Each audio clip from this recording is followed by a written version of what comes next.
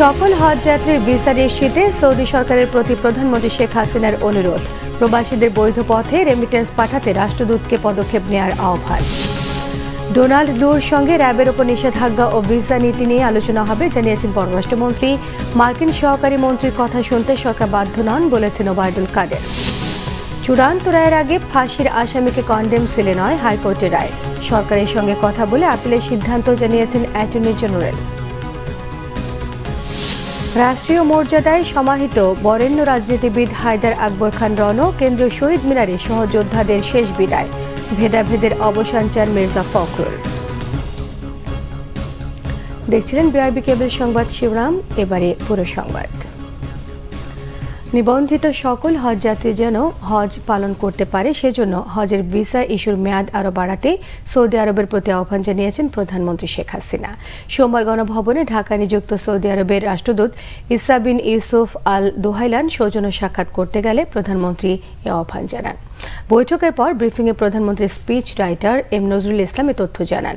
বিভিন্ন জটিলতায় সৌদি আরব থেকে এখনও ভিসা পাননি 10,000-এরও বেশি হজযাত্রী। সৌদি রাষ্ট্রদূত জানান, হজ পালনের জন্য এখনও যারা ভিসা পাননি তাদের জন্য ভিসা দেওয়ার উদ্যোগ নিচ্ছেন তিনি। এই সময় তিনি প্রধানমন্ত্রীকে জানান, বাংলাদেশের কিছু প্রকল্প বাস্তবায়নে তার দেশের বিনিয়োগকারী এবং কোম্পানির আগ্রহ আছে। সেসব প্রকল্পের তালিকা প্রধানমন্ত্রীর কাছে হস্তান্তর করেন সৌদি রাষ্ট্রদূত। সৌদি আরবে থাকা প্রবাসী বাংলাদেশিদের বৈধ পথে রেমিটেন্স পাঠাতে রাষ্ট্রদূতকে পদক্ষেপ নেওয়ার আহ্বান জানান প্রধানমন্ত্রী শেখ হাসিনা। যুক্তরাষ্ট্রের সহকারী পররাষ্ট্রমন্ত্রী ডোনাল্ড লু 3 দিনের সফরে ঢাকায় আসছেন মঙ্গলবার। এই সফরে ভিসা নীতি এবং র্যাবের নিষেধাজ্ঞা প্রত্যাহার নিয়ে আলোচনা হবে বলে জানিয়েছেন পররাষ্ট্রমন্ত্রী ডক্টর হাসান মাহমুদ। পররাষ্ট্র মন্ত্রণালয়ে সমসাময়িক বিষয়ে সাংবাদিকদের প্রশ্নের জবাবে এসব কথা জানান তিনি। পররাষ্ট্রমন্ত্রী জানান, যুক্তরাষ্ট্রের সঙ্গে বাংলাদেশের সম্পর্ক অত্যন্ত চমৎকার। প্রধানমন্ত্রী চতুর্থবার নির্বাচিত হবার পর জো বাইডেন চিঠি লিখে সম্পর্ক এগিয়ে নেওয়ার অভিপ্রায় ব্যক্ত করেছেন। মার্কিন প্রশাসন থেকে যারা বাংলাদেশে সফর করুক না কেন, দুদেশের সম্পর্ককে এগিয়ে নেওয়ার লক্ষ্যে কাজ করার কথা জানান তিনি। মন্ত্রী আরও জানান, সেখানে অর্থনৈতিক সম্পর্ক আছে, নানা ক্ষেত্রে সহযোগিতা আছে। বিএনপির ভারতীয় পণ্য বর্জন আন্দোলন মুখ থুবড়ে পড়েছে বলে মন্তব্য করেছেন ডক্টর হাসান মাহমুদ। বিশেষের উপর নিষেধাজ্ঞা, সেগুলো আমাদের সম্পর্কের ক্ষেত্রে কিছুটা রেখাপাত করেছে তো বটেই, সেগুলো আমরা অবশ্যই আলোচনা করব এবং সেগুলো যাতে সহজীকরণ হয় বা উঠে যায় সে নিয়ে আমরা মার্কিন প্রশাসনের ইতিপূর্বে হোয়াইট হাউস এবং স্টেট ডিপার্টমেন্টের যে সমস্ত কর্মকর্তা এসেছিল তাদের সাথে আলোচনা করেছি। সেই প্রসঙ্গগুলো স্বাভাবিকভাবে আসতেই পারে, তবে আমাদের সম্পর্ক এগিয়ে নিয়ে যাওয়ার লক্ষ্যেই আমরা উভয় দেশ কাজ করছি এবং করব। এদিকে আওয়ামী লীগের সাধারণ সম্পাদক ওবায়দুল কাদের বলেছেন, যুক্তরাষ্ট্রের প্রেসিডেন্ট জো বাইডেনের কথা সে দেশের জনগণই যেখানে শোনেন না, সেখানে তার সহকারী পররাষ্ট্রমন্ত্রীর কথা বাংলাদেশে নির্বাচিত সরকার শুনতে বাধ্য নন। সারা বিশ্বে মার্কিন যুক্তরাষ্ট্র যে দাপট দেখাতো তা মধ্যপ্রাচ্যে সংকুচিত হয়ে গেছে বলে মন্তব্য করেছেন তিনি। তবে যুক্তরাষ্ট্রের সহকারী পররাষ্ট্রমন্ত্রীর বাংলাদেশ সফরের উদ্দেশ্য আওয়ামী লীগ জানে না বলেও জানিয়েছেন ওবায়দুল কাদের। বিস্তারিত থাকছে মুহিবুল্লাহ মুহিবের রিপোর্টে। রাজধানীর ধানমন্ডিতে আওয়ামী লীগ সভাপতির রাজনৈতিক কার্যালয়ে সমসাময়িক নানা ইস্যুতে কথা বলেন দলটির সাধারণ সম্পাদক ওবায়দুল কাদের। আমরা তো বিএনপিকে এ সময় ওবায়দুল কাদের বলেন, বিএনপি আবারও আগুন সন্ত্রাস শুরু করলে তা মোকাবিলা করবে আওয়ামী লীগ, আর তাদের কর্মসূচি রাজনৈতিকভাবে আগালে সেভাবেই মোকাবিলা করবে ক্ষমতাসীন দল। অক্টোবর মাসের 28 তারিখে এবং সেদিনও তারা বক্তব্য দিয়েছিল যে আওয়ামী লীগ পালানোর পথ পাবে। শেষ পর্যন্ত দেখলাম পল্টনের মঞ্চ থেকে একে একে দৌড়াতে দৌড়াতে অলি গলি কোথা দিয়ে যে কে পালিয়েছে সেটাই হচ্ছে বিএনপি। আমরা পালাবো কেন? আমরা জনগণের ভোটে নির্বাচিত হয়েছে। আবারও আন্দোলনের নামে সন্ত্রাস শুরু করলে বিএনপিকেই পালাতে হবে। ওবায়দুল কাদের কথা বলেন যুক্তরাষ্ট্রের সহকারী পররাষ্ট্রমন্ত্রী ডোনাল্ড লুর বাংলাদেশ সফর প্রসঙ্গেও। মধ্যপ্রাচ্য সহ নিজ দেশে বাইডেনের কথা কেউ শুনছে না উল্লেখ করে কাদের বলেন, কোনো দেশের মন্ত্রীর চাপিয়ে দেওয়ার সিদ্ধান্ত মানতে বাধ্য নয় বাংলাদেশ। তাদের প্রেসিডেন্টের গাজায় সিজফায়ারের বিষয়ে তাদের প্রেসিডেন্টের কথা শুনে না। নেতানিয়াহু ওপেনলি বলেছে বাইডেনের সাথে আমাদের আগেও পার্থক্য ছিল, রাফা আক্রমণে বাইডেনের নির্দেশ তারা চরমভাবে উপেক্ষা করেছে। কেউ আমাদের দেশে এসে এখানে বিএনপিকে আবারও মদত দেবে, চাঙ্গা করবে, সেই পরিস্থিতি বোধহয় এখন বিশ্ব রাজনীতিতে মোটেই নেই। এবং যারা এ দাপটটা দেখাবে তাদের দাপট দেখানোর ক্ষমতাটা মধ্যপ্রাচ্যেই সংকুচিত হয়ে গেছে। গত নির্বাচনে ৭৩ জন সংসদ সদস্য এবং ২৫ জন মন্ত্রিসভা থেকে ছিটকে পড়ার কথা মনে করিয়ে ওবায়দুল কাদের বলেন, উপজেলা নির্বাচনে দলীয় সিদ্ধান্ত অমান্যকারীদেরও সেভাবে শাস্তি দেয়া হবে। আরো মাসুল গুনতো। মুহিবুল্লাহ মুহিব, বাংলা ভিশন, ঢাকা। মার্কিন সহকারী পররাষ্ট্রমন্ত্রী ডোনাল্ড লুর সফর নিয়ে মাথা ঘামাচ্ছে না বিএনপি, বরং দেশের সংকট নিয়ে উদ্বিগ্ন তারা। এমন মন্তব্য করেছেন বিএনপি স্থায়ী কমিটির সদস্য নজরুল ইসলাম খান। বিকালে দলের চেয়ারপারসনের গুলশান কার্যালয়ে জাতীয়তাবাদী সমমনা জোটের সঙ্গে বিএনপির লিয়াজ কমিটির বৈঠক শেষে তিনি এসব কথা বলেন।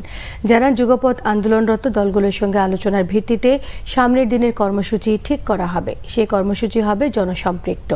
আওয়ামী লীগের সাধারণ সম্পাদক ওবায়দুল কাদেরের বক্তব্যের জবাবে বিএনপি নীতি নির্ধারণী ফোরামের এই সদস্য জানান, বিএনপি সহিংসতায় বিশ্বাস করে না।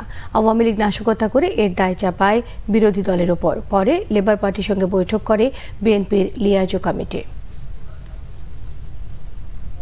অতখানি গুরুত্বপূর্ণ মনে করলে আমরা বলতাম, আমরা কিন্তু বলি নাই। আপনি তুলেছেন এই প্রশ্ন, আমাদের কাছে এটা অত গুরুত্বপূর্ণ না যতটা গুরুত্বপূর্ণ কুকি চীনের যে আচরণ, যেটা নিয়ন্ত্রণ করতে সরকার প্র্যাকটিক্যালি ব্যর্থ হচ্ছে।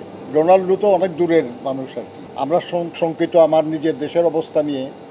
আমরা শঙ্কিত যে আমাদের দেশে যারা ব্যাংক লুটেরা তাদেরকে মুক্ত করার জন্য সরকারের যে অপচেষ্টা, ওটা নিয়ে। বিচারিক আদালতে রায়ের পরপরই মৃত্যুদণ্ড পাওয়া আসামিদের কন্ডেম সেলে রাখা যাবে না বলে রায় দিয়েছেন হাইকোর্ট। রায়ে বলা হয়েছে, আপিল এবং রিভিউয়ের মাধ্যমে চূড়ান্ত নিষ্পত্তি হবার আগ পর্যন্ত আসামিদের কন্ডেম সেলে রাখা হলে ২ ধরনের শাস্তি দেওয়া হবে, যা আইনের দৃষ্টিতে সঠিক নয়। রায় বেশ কিছু পর্যবেক্ষণ রয়েছে জানিয়ে অ্যাটর্নি জেনারেল জানান, সেগুলোর জন্য সিদ্ধান্ত নিতে হলেও সুপ্রিম কোর্টে যেতে হবে। রিপোর্ট করছেন আহমেদ সরওয়ার। মামলা চূড়ান্ত নিষ্পত্তির আগে মৃত্যুদণ্ড পাওয়া আসামিকে কন্ডেম সেলে রাখার বৈধতা চ্যালেঞ্জ করে ২০২২ সালের ৩ সেপ্টেম্বর একটি রিট করা হয়। মৃত্যুদণ্ডের আসামি চট্টগ্রাম কারাগারে থাকা জিল্লুর রহমান, সিলেটে আব্দুর বশির এবং কুমিল্লা কারাগারে থাকা শাহ আলমের পক্ষে আইনজীবী শিশির মনির এই রিট দায়ের করেন। এর প্রেক্ষিতে ২০২৩ সালের ৫ এপ্রিল চূড়ান্ত নিষ্পত্তির আগে কন্ডেম সেলে রাখা কেন অবৈধ এবং জেল কোডের ৯৮০ বিধি কেন অসাংবিধানিক ঘোষণা করা হবে না তা জানতে চেয়ে রুল জারি করে হাইকোর্ট। দীর্ঘ শুনানি শেষে ২০২৩ সালের ১২ ডিসেম্বর মামলাটি রায়ের জন্য অপেক্ষমান রাখা হয়। সোমবার বিচারপতি শেখ হাসান আরিফ ও বিচারপতি বজলুর রহমানের হাইকোর্ট বেঞ্চ এ বিষয়ে রায় ঘোষণা করেন। মৃত্যুদণ্ডের সাজা চূড়ান্ত হওয়ার পূর্বে কাউকে মৃত্যুর সেলে নির্জন কক্ষে রাখা যাবে না।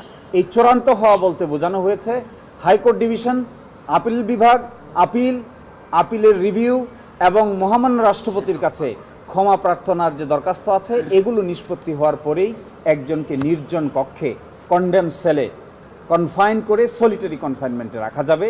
অন্যথায় শুরুতেই মৃত্যুদণ্ডাদেশ হয়েছে ট্রায়াল কোর্টে, এই জন্যই কাউকে নির্জন কক্ষে বন্দী রাখা যাবে না। কারণ নির্জন কক্ষে বসবাসের ক্ষেত্রে পেনাল কোডে আরেকটি নতুন সাজা আছে। সুতরাং তার সাজা হয়েছে মৃত্যুদণ্ড, তাকে যদি আবার নির্জন কক্ষে রাখা হয় তাহলে তার ডাবল পানিশমেন্ট হবে। এটি সংবিধান এলাও করে না, বাংলাদেশের ক্রিমিনাল জাস্টিস সিস্টেম এলাও করে না। রিটকারী আইনজীবী জানান, রায়ে ২ বছরের মধ্যে কন্ডেম সেলে বন্দী আসামিদের সরিয়ে সাধারণ কয়েদিদের সাথে রাখার ব্যবস্থা নিতে বলেছে আদালত।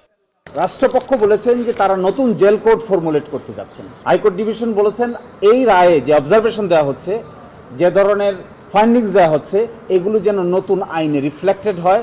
মৃত্যুদণ্ডাদেশপ্রাপ্ত একবার হলেই তার আপিল শুনানি করার কোনো ব্যবস্থাপনা আমাদের হাইকোর্ট ডিভিশনে আপাতত নেই। তিনি বলেছেন অন্যান্য আসামিদের মতোই এদের আপিলও যাদের পেন্ডিং আছে হাইকোর্ট ডিভিশনে তাদের বেইলের দরখাস্ত যেন শুনানি করা হয় এবং উপযুক্ত আদালতে উপযুক্ত ক্ষেত্রে তাদের বেইলও যেন মঞ্জুর করা হয়।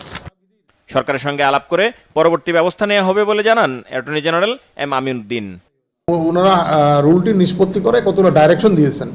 এর ভিতরে একটি ডাইরেকশন হচ্ছে যে বেইল অ্যাপ্লিকেশনটা যারা মৃত্যুদণ্ডপ্রাপ্ত আসামির বেইল অ্যাপ্লিকেশনটা কনসিডার করা যাবে।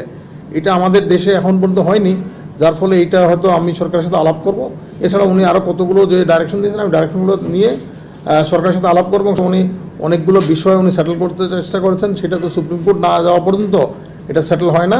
এবং সুপ্রিম কোর্টের জাজমেন্ট এই যেহেতু এই মানে বিষয়গুলোতে যেহেতু সুপ্রিম কোর্টের কোনো ইতিপূর্বে কোনো জাজমেন্ট হয়নি, অতএব সরকারের সাথে আমি আলাপ করে যদি সরকারের সাথে আলাপ করে প্রয়োজনে আমি সুপ্রিম কোর্টে যাব।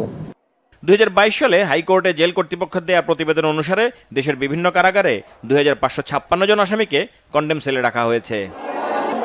আহমেদ সরওয়ার, বাংলা ভিশন, ঢাকা।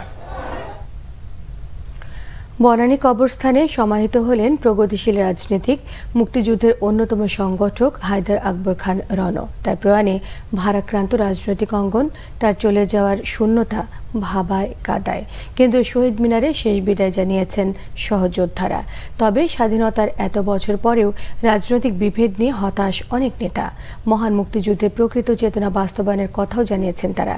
রিপোর্ট করছেন সিকান্দার ইমান।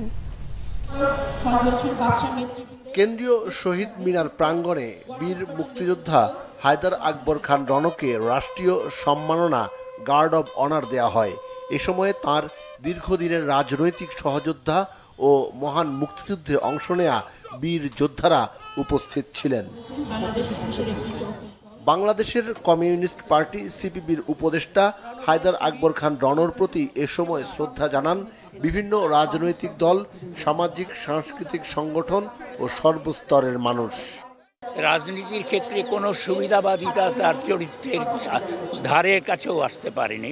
তিনি যেভাবে সংগ্রাম শুরু করেছিলেন কৈশোরে, মৃত্যুর আগ মুহূর্ত পর্যন্ত সেইখানেই ছিলেন।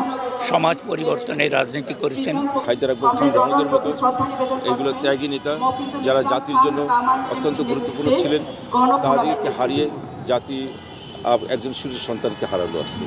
তিনি একজন শ্রমিক আন্দোলন থেকে শুরু করে শেষ দিন পর্যন্ত মানুষের মুক্তির লড়াইয়ে রাজপথে থেকে লড়াই করেছেন। সুতরাং এ ধরনের অনন্য ব্যক্তিত্ব আমাদের আগামী দিনের নীতিনিষ্ঠ রাজনীতিতে একটা শিক্ষণীয় হয়ে থাকবে। গণতান্ত্রিক, উদারনৈতিক, দেশপ্রেমিক, অসাম্প্রদায়িক জনমানুষের সকল অংশকে তার পিছনে ঐক্যবদ্ধ করা। সুতরাং সেই ঐক্যের বদ্ধ করার ক্ষেত্রে রণও তিনি তার মতন করে তিনি চেষ্টা করে গেছেন। বিচ্যুতি অনেকের হয়েছে নানাভাবে, তার মধ্যে হয়নি। একই সেজন্যই বলেছি শুদ্ধতম, এবং একেবারে শেষ মুহূর্ত পর্যন্ত তিনি তার যে বিশ্বাস, তার যে স্বপ্ন এই বাংলাদেশকে নিয়ে এবং তাদের সাধারণ মানুষকে নিয়ে, সেটাতে একেবারে নিষ্ঠ ছিলেন। হায়দার আকবর খান রণর প্রতি শ্রদ্ধা জানাতে দেশব্যাপী শোক পালন করছে সিপিবি। মার্ক্সতাত্ত্বিক এই নেতা পূর্ব পাকিস্তান ছাত্র ইউনিয়নের সাধারণ সম্পাদক হিসেবে ভূমিকা ও মহান মুক্তিযুদ্ধে অবদানের কথা শ্রদ্ধার সাথে স্মরণ করেন রাজনীতিবিদরা। তার প্রতি আমরা গভীর শ্রদ্ধা নিবেদন করছি। তার যে পরিবার পরিজন আছেন তাদের প্রতি আমাদের সমবেদনা জানাচ্ছি। কমরেড হায়দার আকবর খান রণর যে আদর্শ সেটা অমর থাকবে। বিভাজন থেকে আমাদের সকলের বেরিয়ে আসা উচিত এবং সকলের একই সঙ্গে বাংলাদেশের কল্যাণের জন্য, গণতন্ত্র প্রতিষ্ঠার জন্য কাজ করা উচিত। জাতির পিতা বঙ্গবন্ধু শেখ মুজিবুর রহমানের নেতৃত্বে এবং তার নির্দেশে আমরাও মুক্তিযুদ্ধ করেছি, তিনিও মুক্তিযুদ্ধ করেছেন এবং তিনি মুক্তিযুদ্ধে যে অবদান রেখেছেন শুধু সেটাই নয়, তিনি একজন তাত্ত্বিক ছিলেন। তার লেখনীর মাধ্যমে তিনি সেগুলোকে তুলে ধরেছেন। যারা এখন যাচ্ছে বা চলে যাবে তো গেল, কিন্তু এর সঙ্গে এই জাতির যে স্বপ্ন, যে আকাঙ্ক্ষা, এটা মরে যাবে না, এটা আবার নতুনভাবে জাগ্রত হবে। আমি মনে করি অনেক বামপন্থী বিভ্রান্তিতে ভুগলেও হায়দার আকবর খান রণ কখনোই বিভ্রান্তিতে ভোগেননি। বাংলাদেশের প্রশ্নে, জনগণের প্রশ্নে, গণতন্ত্রের প্রশ্নে, স্বাধীনতার প্রশ্নে উনি আপসহীন লড়াই করেছেন। এর আগে সোমবার সকালে পল্টনের মুক্তি ভবনে কমরেড হায়দার আকবর খান রণর মরদেহ নেওয়া হয়। সেখানে বাংলাদেশের কমিউনিস্ট পার্টি সিপিবির পক্ষ থেকে শেষ শ্রদ্ধা জানানো হয়। পরে শোক র্যালি করে মরদেহ নিয়ে যাওয়া হয় কেন্দ্রীয় শহীদ মিনারে।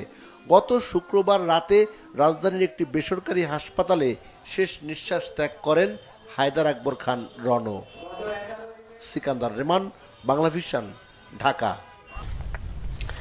এসএসসি এবং সমমানে এবার পাশের হার কিছুটা বাড়লেও অকৃতকার্যের সংখ্যাও কম নয়।